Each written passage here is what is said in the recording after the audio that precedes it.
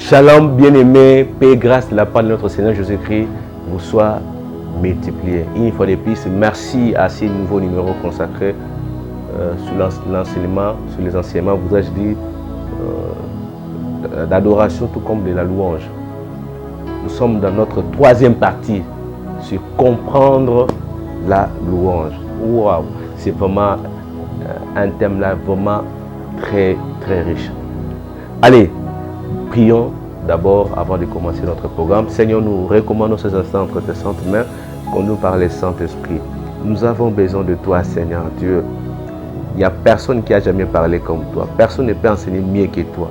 Seigneur, enseigne-nous ces jours. Permets que la parole de ces jours puisse, Seigneur Dieu, édifier ton peuple, puisse réellement équiper davantage ton peuple pour que ce dernier devienne un peuple qui te loue, qui t'adore convenablement comme tu le veux.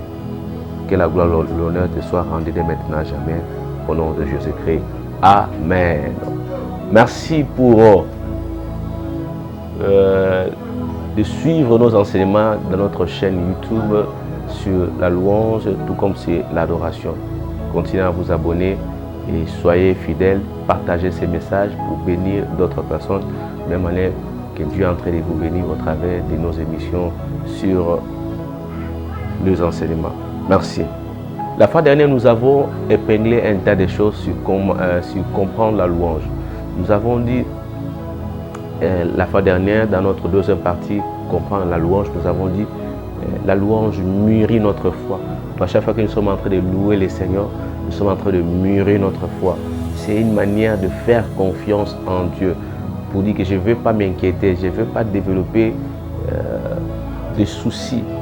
Je fais confiance en Dieu et je sais qu'il agira. C'est pourquoi je prends la position, la décision de louer le Seigneur. Même si rien ne marche, je le laisse parce que je sais que Dieu agira.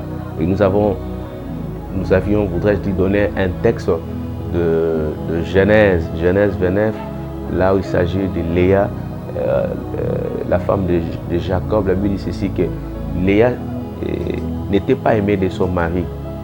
Et malgré Dieu l'avait rendu féconde.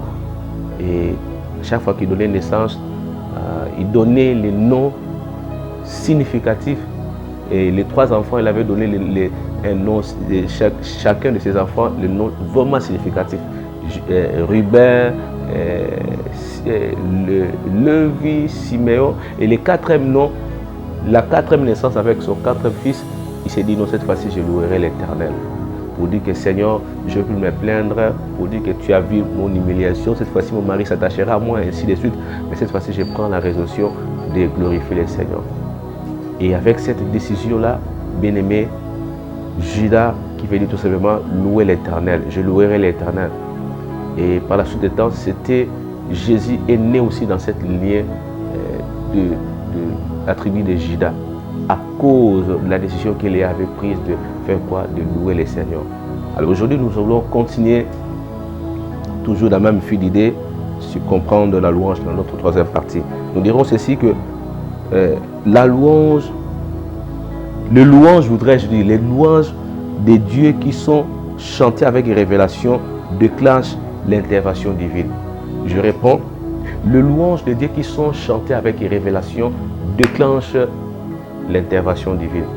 Bien aimé, à chaque fois que nous sommes en train de louer le Seigneur avec un esprit de révélation, si nous prenons la décision de faire de la louange de notre mode de vie, d'être de peuple qui loue l'Éternel avec un esprit de révélation, je vous dis, cette louange-là, les louanges qui sont chantées pour Dieu, elles déclenchent l'intervention divine.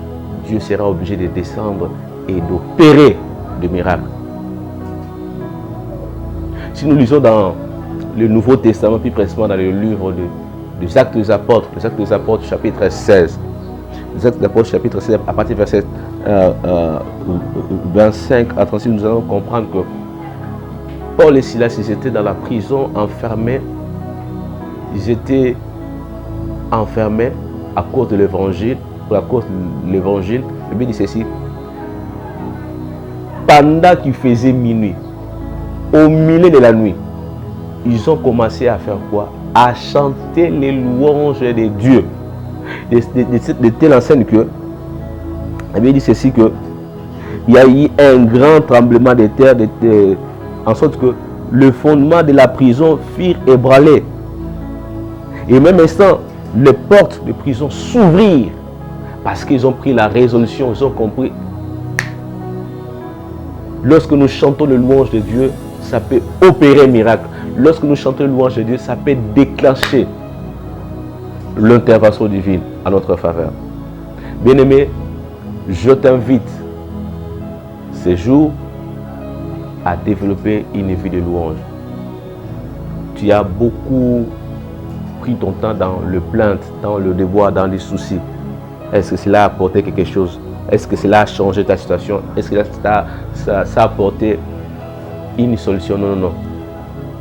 Moi, je crois que la meilleure façon de faire, c'est de louer le Seigneur. En louant le Seigneur, tu peux déclencher le miracle. Tu peux déclencher l'intervention divine. Dieu peut descendre et agir. Agir à ta faveur. Parce que Dieu siège au milieu des louanges de son peuple. Si nous lisons dans Psaume 22, le strophe 3, pour les Bibles électroniques, mais pour les Bibles en papier, c'est le strophe 4. Pourtant, Dieu le sent. Tu sièges au milieu des louanges d'Israël. C'est Dieu qui est saint et il siège au milieu des louanges de son peuple, au milieu des louanges d'Israël. Israël aujourd'hui, ça représente l'Église corps de Christ, ça représente nous les chrétiens. Donc Dieu siège au milieu des louanges de son peuple. Et lorsque nous le louons ça, c'est-à-dire Dieu est sensible, Dieu est trop flexible lorsque nous le louons avec révélation. Il est sensible et il descend pour agir à notre faveur. Il descend pour agir et il opère le surnaturel parce que nous avons pris la résolution de les louer, de les glorifier. Dans l'Ancien Testament, nous avons un texte biblique de Chroniques 20. Là, il s'agit du peuple d'Israël. Josaphat était roi à l'époque en Israël. Et qu'est-ce qui s'est passé? Il y a 3 nations qui sont venues attaquer Israël. Il y a des Édomites, les Moabites et les Ammonites. Le roi Josaphat s'est dit non, non, non, je ne saurais pas combattre parce que ces nations sont, ils sont plus fortes que nous. Ils vont tous nous écraser. Qu'est-ce que je dois faire? Il a convoqué le peuple.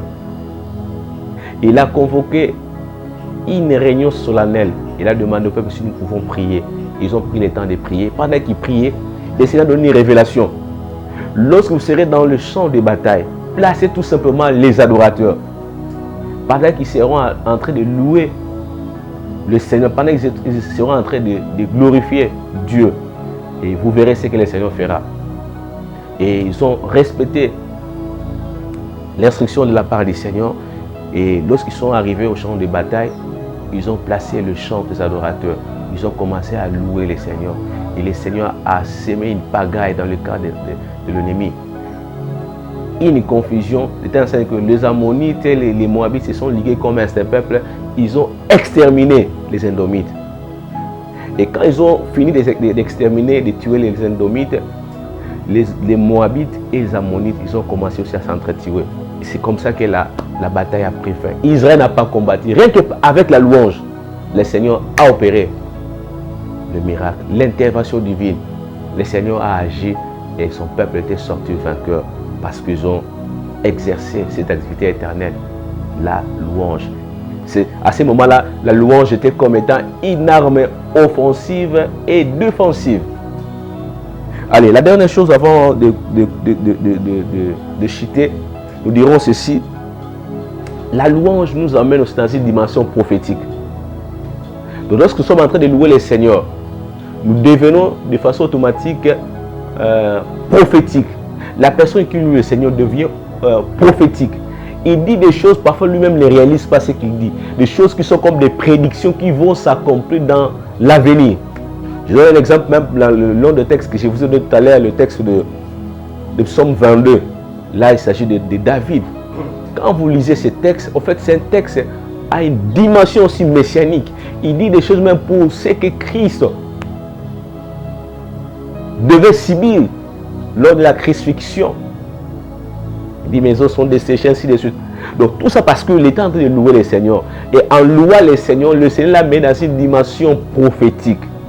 Il est en train de prédire des choses qui vont arriver, qui ne sont pas encore arrivées. Mais en disant ces choses, c'était une prédiction. Ces choses se sont accomplies par la suite des temps. Nous avons encore beaucoup de textes où le chantre, les adorateurs étaient en train de chanter, mais leurs cantiques ne se sont pas seulement arrêtés pour manifester leur reconnaissance en Dieu, mais c'était aussi dans une dimension prophétique. Si nous lisons Psaume 45, là il s'agit de fils de Corée, quand vous lisez ce texte, vous verrez aussi qu'il y a une dimension profonde messianique.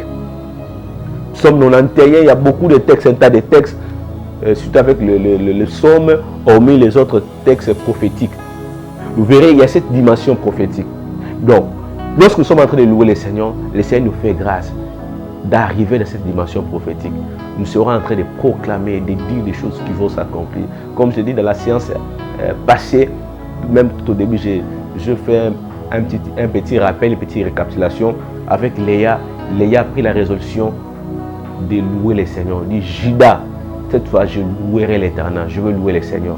Et ne sachant pas ce qu'il est en train de dire, ce qu'il était en train de dire, voudrais-je dire, c'était une prédiction pour l'avenir de notre Seigneur Jésus-Christ, pour la venue du Messie. Voilà un peu ce que le Seigneur nous a donné comme l'enseignement de ces jours. Nous voulons prier. Père éternel Dieu, merci pour le message de ces jours. Permets que ce message soit davantage un message qui va retentir dans les cœurs de ton peuple. En nous prophétique, pendant que nous sommes en train de te louer. Éternel Dieu, nous voulons aussi par ta grâce, au travers du moment de louange, que tu puisses intervenir, que tu puisses agir dans nos vies. Comme nous l'avons écouté, que tu sièges au milieu de louange de ton peuple. Comme nous l'avons entendu, lorsque nous prenons la résolution de te louer, tu déclenches ton intervention pour nous délivrer.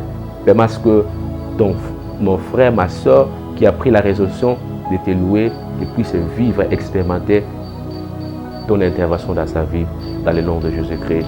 Amen. Soyez bénis et continuez à vous abonner et liker. Et le Seigneur ne manquera pas de vous faire du bien. Shalom, shalom.